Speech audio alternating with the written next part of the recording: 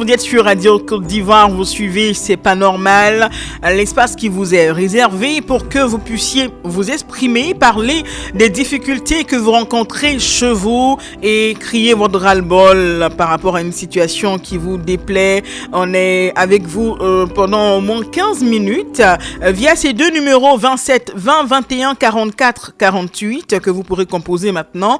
27 20 24 27 87. Valentin Kwasi est à la partie technique. Au micro, votre Estelle Assoumour Kipré. Madame Dadier est avec nous. Elle nous appelle de Amiens Kwasi-Kro. Madame Dadier, bonjour. Bonjour, madame. Bienvenue. Alors, qu'est-ce qui se passe à Amiens Kwasi-Kro? Vraiment, nous souffrons beaucoup à Amiens Kwasi-Kro. Nous avons assez de problèmes. Wow. Actuellement, notre route est envahie de l'eau. Aujourd'hui, là même, ma fille me vient accoucher, on a un problème. On devait aller à Bangou. Mais aujourd'hui, on est sous moto, il n'y a pas de problème. Obligé de se retourner, passer derrière l'eau. Sur l'eau, là, comme oui. Vraiment, on demande à l'État de nous aider. On souffre beaucoup. À chaque moment qu'il n'y a plus, là, on a des problèmes. La route est coupée parce qu'il y a un bras du fleuve là. Donc, vraiment, on demande à l'État de venir à notre secours. Si ce n'est pas l'État, vraiment, on a fait des problèmes. D'accord. Donc, à l'endroit du gouvernement ivoirien, voici la situation qui prévaut à Amiens Kwasi-Kro. C'est une situation qui est décriée depuis plusieurs années. Chaque année, c'est la même chose. Et quand la saison des pluies arrive, c'est difficile d'évacuer les malades, difficile d'évacuer les produits, de circuler, c'est compliqué. Vraiment, je pense qu'on vous comprend tellement bien parce qu'on a eu l'occasion de faire un tour chez vous. Et vraiment, c'est pas facile. On prie vraiment que le gouvernement entende votre cri de cœur et vienne à votre secours. Bon courage d'ici là. Merci beaucoup à vous. Bonne émission à vous. Merci beaucoup, Madame Dadier. On prie que la jeune dame accouche dans de bonnes conditions, que Dieu ait sa main sur elle. Alors, nous retrouvons Madame Conon-Georgette. Bonjour. Bonjour, madame. Comment allez-vous? Ben, je vais bien. D'accord. Vous nous appelez de Yopougon, ici même à Abidjan. Oui. D'accord. Vous voulez parler de litige de terre? Oui. D'accord. Dites-nous tout. Qu'est-ce qui se passe? Oui. Depuis un certain nombre d'années, on a remarqué, en passant, des maisons poussées sur nos terres. D'accord. Vos terres, c'est-à-dire, c'est où? On parle d'où précisément? On parle d'où précisément? Vos terres, c'est où? Je ne vous entends pas bien. Je demande vos terres, c'est où? Les maisons qui poussent sur vos terres, c'est où? Bon, en fait, il faut dire que depuis un certain temps, comme je l'ai dit, des maisons poussent. On ne comprend pas pourquoi.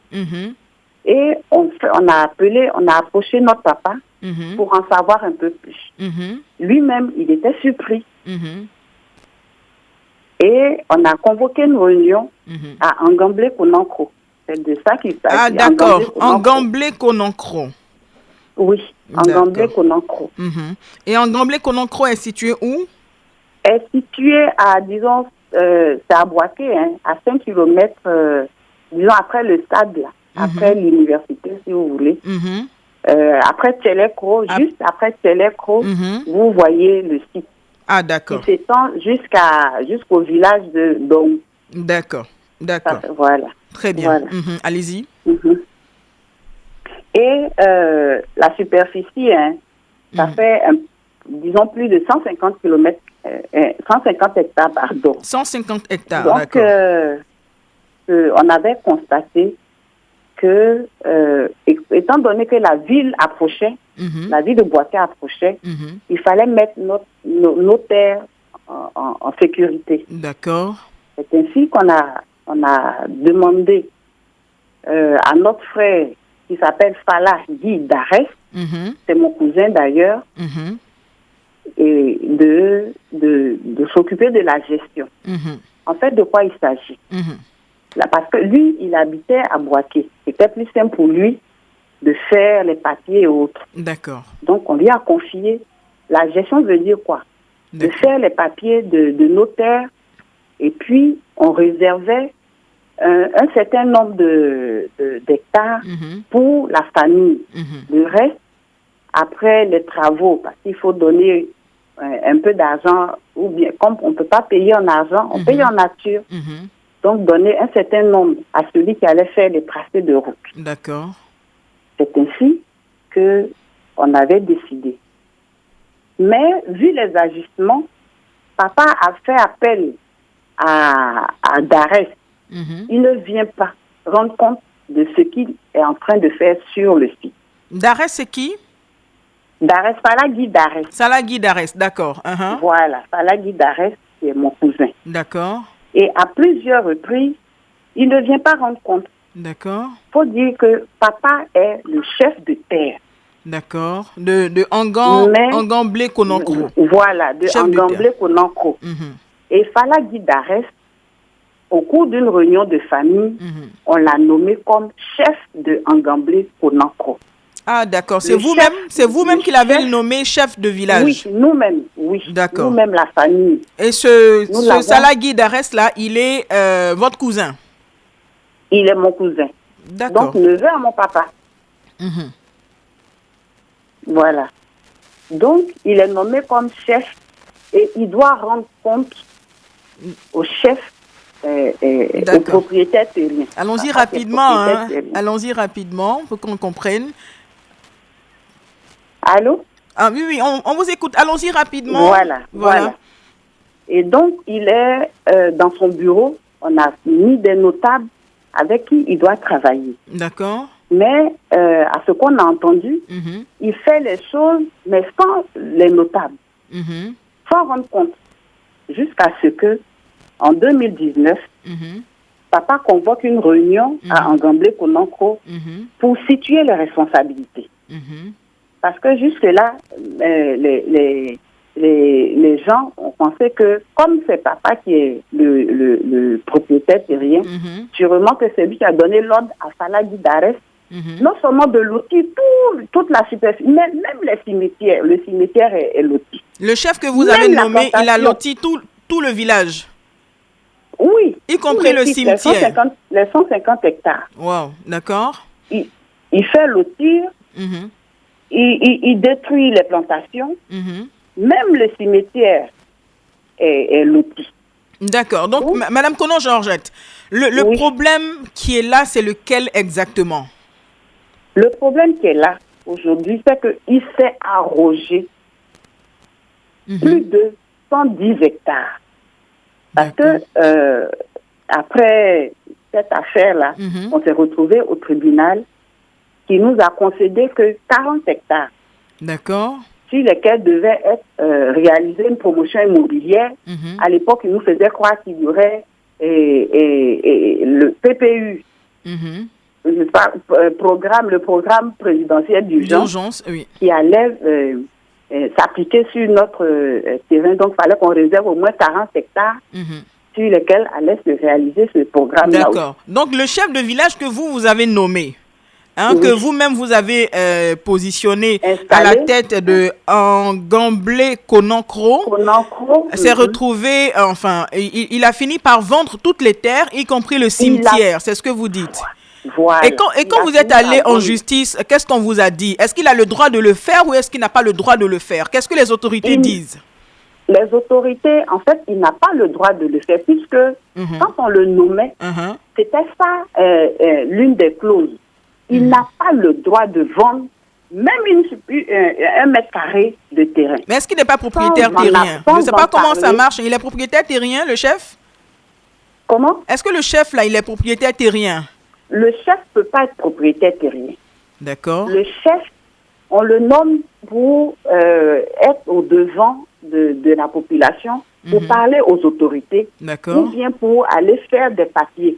Par exemple, on veut soit lotir, ou bien on doit faire des manifestations. C'est lui qui est devant. D'accord. Il n'est pas propriétaire terrien. D'accord. Donc, avançons. Donc, vous êtes allé vers les autorités. Qu'est-ce qu'il s'est passé? Qu'est-ce qu'ils disent et tout? Bon, d'abord, il fallait voir le tribunal traditionnel.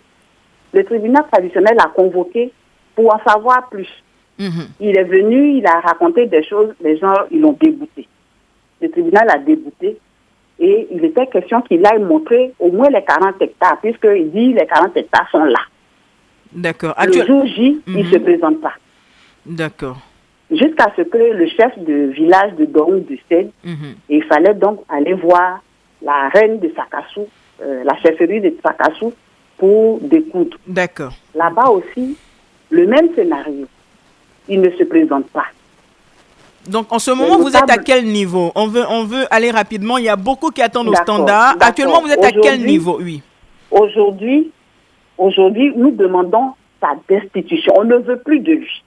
D'accord. On ne veut plus de lui et on a demandé que les travaux s'arrêtent sur le site. Le tribunal nous a concédé que 40 hectares sur lesquels devaient s'arrêter les travaux. D'accord. Mais nous sommes propriétaires de plus de 150 hectares et on nous dit seulement que sur 40 hectares. Mais les 110 autres, c'est vrai qu'il en a donné à celui qui a fait les tracés de route. Disons au moins 10 hectares. Mais les 100 autres hectares, qu'est-ce qu'il en a fait? Il faut qu'il nous rende compte. D'accord. Jusque-là, Fala Guidarès est absent. Il ne veut pas nous rendre compte. D'accord. Nous, ce qu'on peut vous conseiller... Il dit qu'il en a donné aux autorités. D'accord. Il dit qu'il en a donné aux autorités. Justement, je voulais vous dire que vous avez la justice en face de vous. Vous pourrez aller, vous pourrez retourner vers la justice. Il y a également la Chambre des rois et chefs traditionnels de Côte d'Ivoire. Justement, nous avons écrit à toutes ces autorités-là. Nous avons écrit à comment on appelle ça, au sous-préfet d'abord, au préfet, au ministère de la Construction, au cadastre. En tout cas, pour que toutes ces autorités-là soient au courant de ce qui se passe sur le site. Et il en ressort quoi? La chambre des chefs et des rois, il nous a dit qu'on pouvait faire tout ce qu'on veut. Lui, il a tout boité dans sa poche. Ah, le chef Salah Guidarès dit qu'il a la justice dans sa poche. Il dit qu'il a toute la justice de boiter dans sa poche et même les autorités dans sa poche. Il a les autorités également dans sa poche. Oui. Bon, et la chambre des rois vers qui vous pouvez vous tourner aussi. Oui, vers eux on a écrit. D'accord. Mais il faut dire que jusque-là, on n'a pas eu de suite. D'accord. Très bien. C'est seulement quand on a approché notre comment dire ça, notre avocat, il a écrit à madame le sous-préfet. On va aller rapidement. Voilà, elle nous a répondu et il était question qu'en début mai, qu'elle nous reçoive. D'accord. Madame le sous-préfet, d'où ça, dans Gamblé-Conakry. Elle s'appelle comment? Comment? Elle s'appelle comment, madame le sous-préfet? Non, je ne connais pas son nom. D'accord. Très bien. Alors, voilà. Madame Conan-Georgette. Je trouve que le jour J, elle n'était pas là. Elle nous a fait recevoir par son secrétaire. D'accord. Elle nous a fait recevoir par son secrétaire et au sortir de là, on s'est dit, mais si on laisse ça comme ça ne va pas aller. Très bien. Il faut qu'on écrive encore. Alors, madame Conan-Georgette, votre histoire, on se rend bien compte qu'elle vous tient vraiment à cœur et que c'est un problème qui concerne tous les villageois de Angamblé, Conakry. Alors, nous, ce qu'on va vous conseiller, c'est de nous relancer pour nous donner la suite de cette affaire. Vous êtes allé vers la justice. Le chef Salah Guidarès vous a dit que vous ne pourrez rien faire parce qu'il a la justice de Boaké dans sa poche et la chambre des rois et chefs traditionnels dans sa poche. Voilà, on appelle tout le monde à témoin. Ils vont entendre votre message et puis on va attendre la suite, d'accord? On va permettre à d'autres personnes de se prononcer et puis on se retrouvera pour la suite sur Radio Côte d'Ivoire. D'accord, chère madame? Tout le monde entier nous entend. D'accord, tout le monde entier vous a entendu, ça c'est certain ce matin, avec tout le temps qu'on vous a concédé. Merci beaucoup. Monsieur Kofi Kwasi, bonjour. Oui, bonjour madame. Vous nous appelez de Dania? Oui, Dania. D'accord. Yao Kangakro. D'accord, on vous écoute très cher. Ouais, bon, vraiment, je demande pardon au notre conseiller général là. Votre conseiller général, c'est qui? Conseiller général de Dio Sassandra. Ah, d'accord. Voilà. La rue de Dania Daloa. Vraiment, madame, c'est impraticable. Voilà. Donc, on leur demande pardon. Ils n'ont qu'à au moins reprofiler cette route-là pour nous. D'accord. Merci beaucoup. On peut même pas embêter la route là. Quand il pleut comme cela, la route est impraticable. La route est impraticable. Il y a beaucoup d'accidents. Vraiment. La route est gâtée. D'accord. Voilà. Donc voilà, on espère qu'il a entendu votre cri de cœur et que rapidement les travaux d'Anian, d'Alois vont commencer très rapidement pour le bonheur de la population. Monsieur Kofi Kwasi, d'ici là, bon courage. Hein, et surtout, faites attention. Hein, la saison pluvieuse, là, c'est pas facile de circuler. Faites attention. Prenez soin de vous. C'est pas normal pour aujourd'hui. C'est terminé. Mesdames, messieurs, merci de nous avoir suivis. Bon courage à tous et à chacun. On sait que les difficultés, il y en a beaucoup. Vous avez vraiment envie de vous exprimer.